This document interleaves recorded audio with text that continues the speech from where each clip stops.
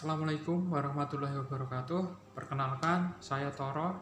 Saya guru fisika dari MAN 1 Surakarta. Di sini saya akan menjelaskan tentang inovasi pembelajaran blended learning. Seperti yang telah kita ketahui, pembelajaran blended learning merupakan perpaduan antara pembelajaran online dengan pembelajaran tatap muka atau offline. Maka, dalam kegiatan pembelajaran nanti, ada beberapa sesi di mana dilakukan pembelajaran daring dan beberapa sesi dilakukan dalam pembelajaran online. Blended learning. Blended learning merupakan perpaduan antara pembelajaran online dan pembelajaran offline atau tatap muka.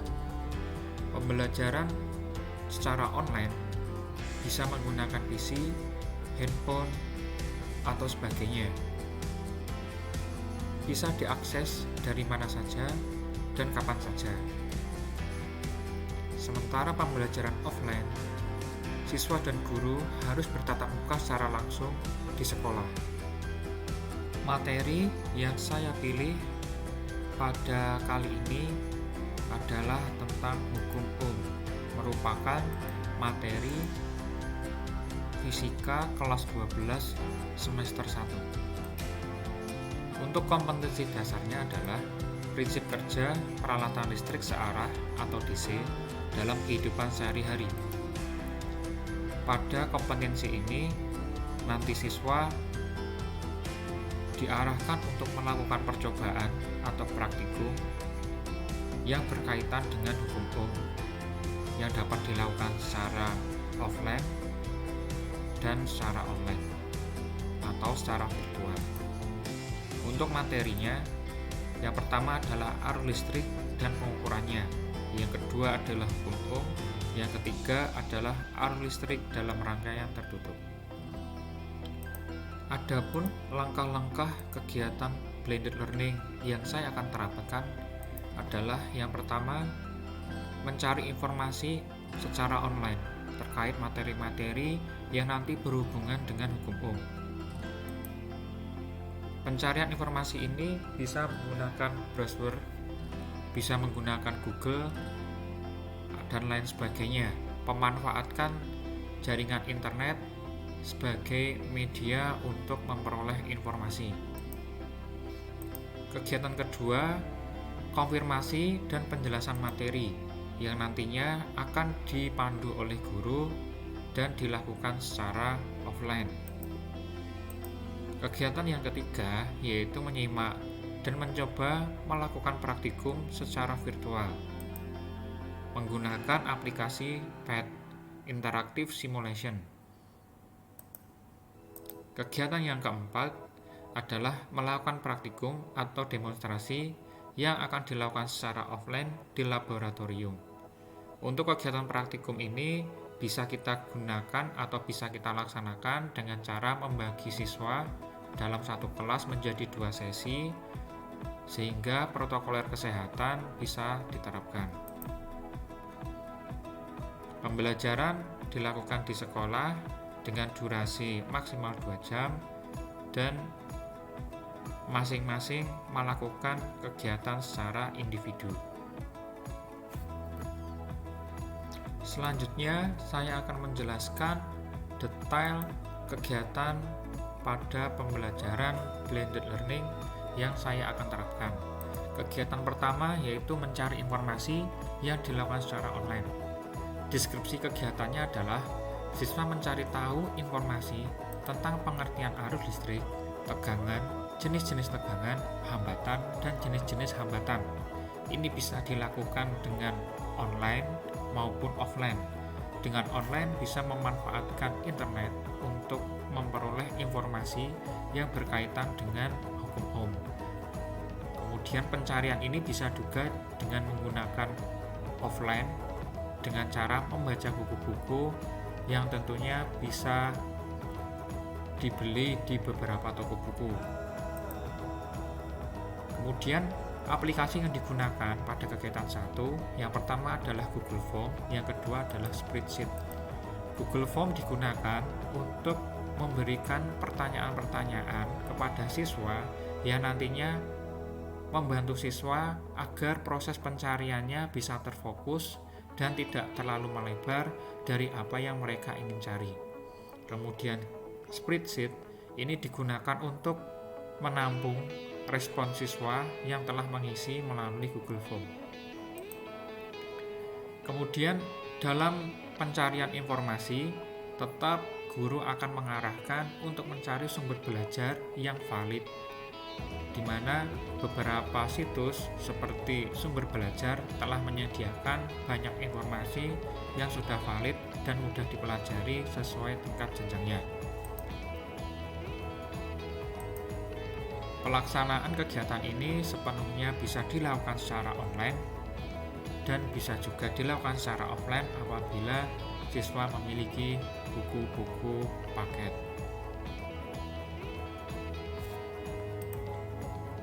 Kegiatan yang kedua adalah konfirmasi dan penjelasan materi. Untuk deskripsi kegiatannya adalah guru memberikan kesempatan kepada siswa untuk mengemukakan hasil pencarian informasi dan mendiskusikannya. Guru memberikan tambahan informasi terkait materi yang akan dipelajari. Pelaksanaan kegiatan ini secara offline, berada dalam kelas dengan mematuhi protokol kesehatan. Media yang digunakan bisa LCD dan PowerPoint.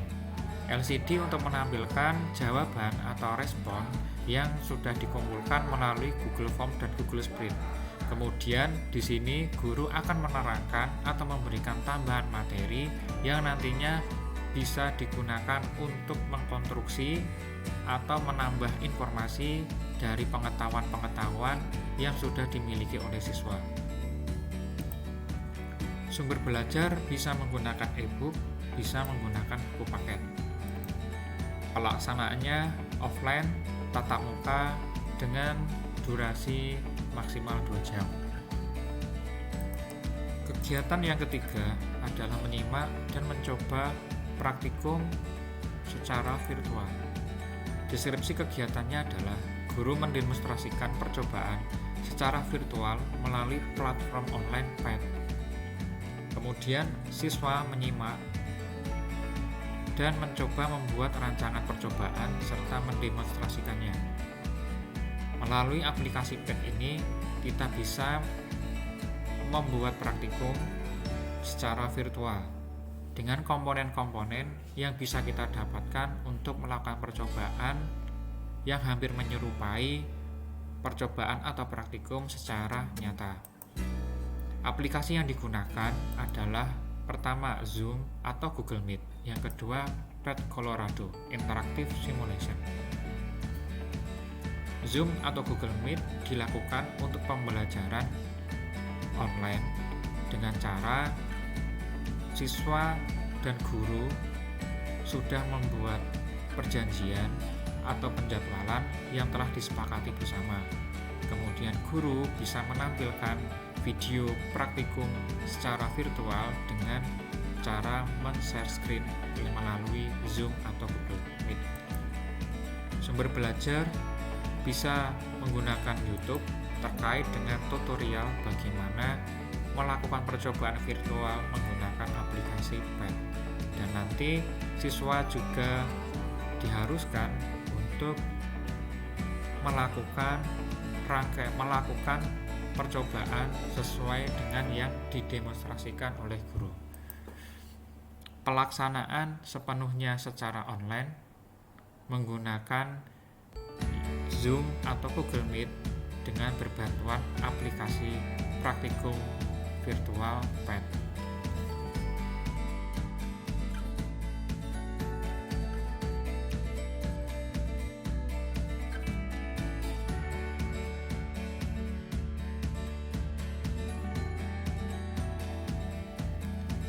Baik, pada kesempatan kali ini kita masih melanjutkan pembahasan kita terkait dengan hukum.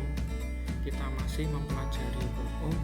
Sekarang kita akan menggunakan aplikasi dari PET Colorado untuk mengetahui hubungan antara besaran, arus, tegangan, dan hambatan, dan bagaimana itu bisa dijelaskan melalui hukum. Kita langsung saja membuka aplikasi atau platform online University Pet Colorado.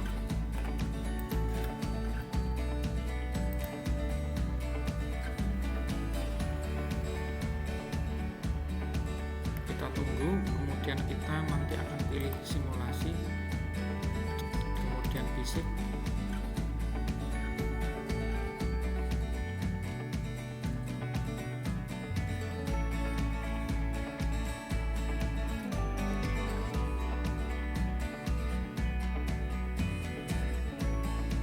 Kita tunggu sampai menu dari materi yang kita akan pelajari muncul. Nah, di sini sudah sedikit muncul, kita tunggu sebentar.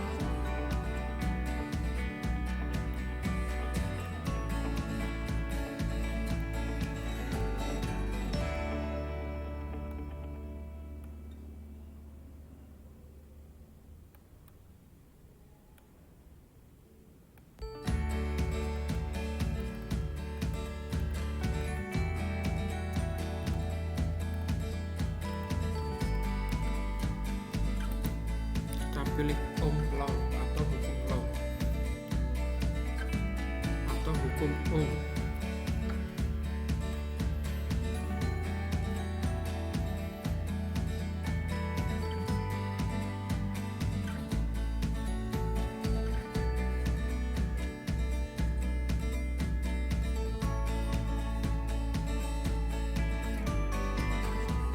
Kita apply.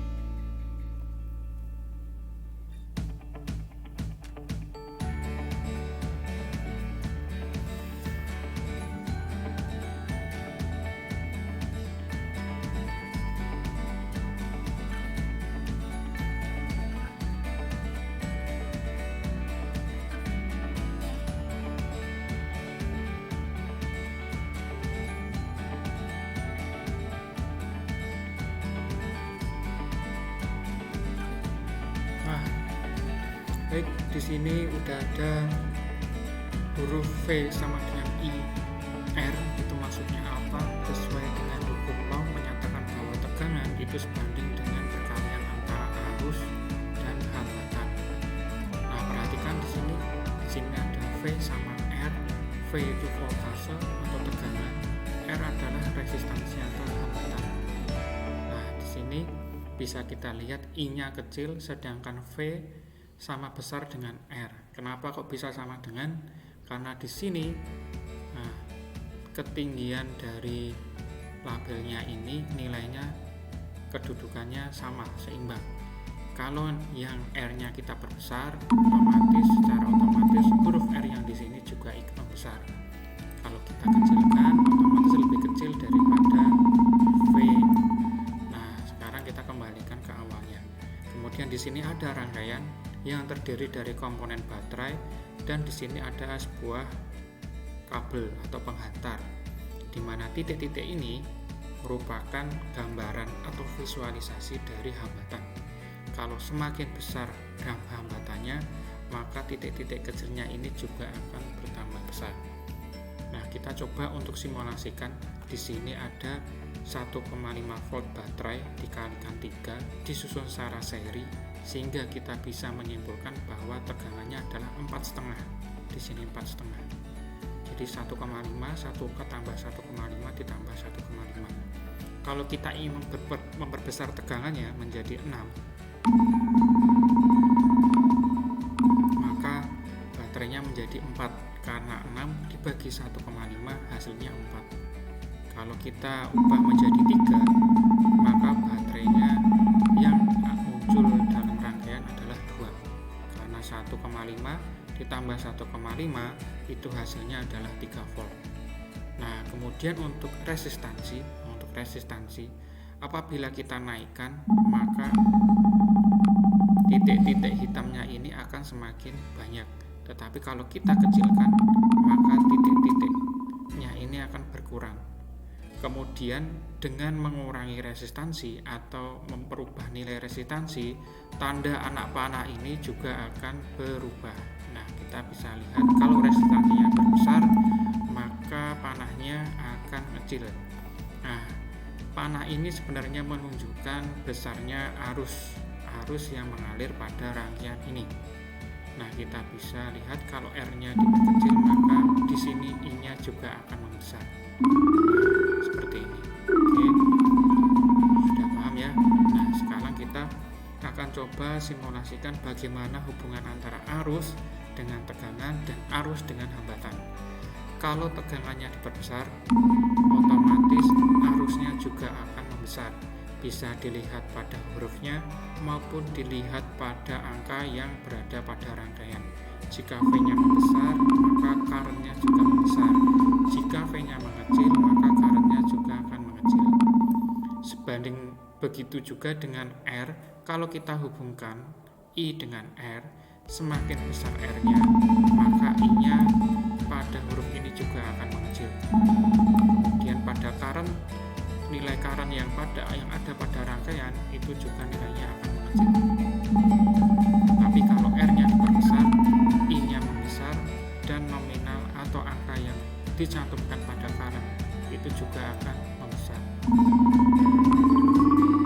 Jadi dari sini kita bisa simpulkan, atau kalian bisa menyimpulkan dengan kalimat kalian sendiri, bagaimana tegangan nilainya sama dengan I dikalikan R, sehingga menurut hukum Ohm, jika tegangannya diperbesar, maka apa yang terjadi pada arus? Jika R-nya yang diperbesar, maka apa yang terjadi pada arus? Sehingga kita bisa menuliskan ke dalam sebuah persamaan bahwa arus ini sebanding dengan V dan berbanding terbalik dengan R. Kegiatan 4 adalah melakukan praktikum atau demonstrasi. Deskripsi kegiatannya adalah guru memberikan lembar kerja siswa dan memandu siswa untuk melakukan percobaan terkait hukum Ohm. Di sini kegiatannya berada pada laboratorium yang sudah dipersiapkan alat dan bahannya. Satu siswa untuk satu praktikum, tidak berkerumun dan tidak berkelompok. Media berupa lembar kerja siswa yang dibuat oleh guru yang sudah dipersiapkan.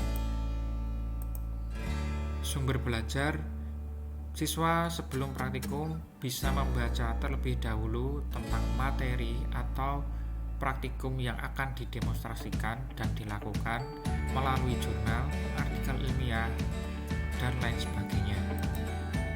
Pelaksanaan secara offline, secara tatap muka di laboratorium dengan protokol kesehatan. Demikian penjelasan saya tadi mengenai inovasi pembelajaran blended learning. Terima kasih atas atensinya dan perhatiannya. Wassalamualaikum warahmatullahi wabarakatuh.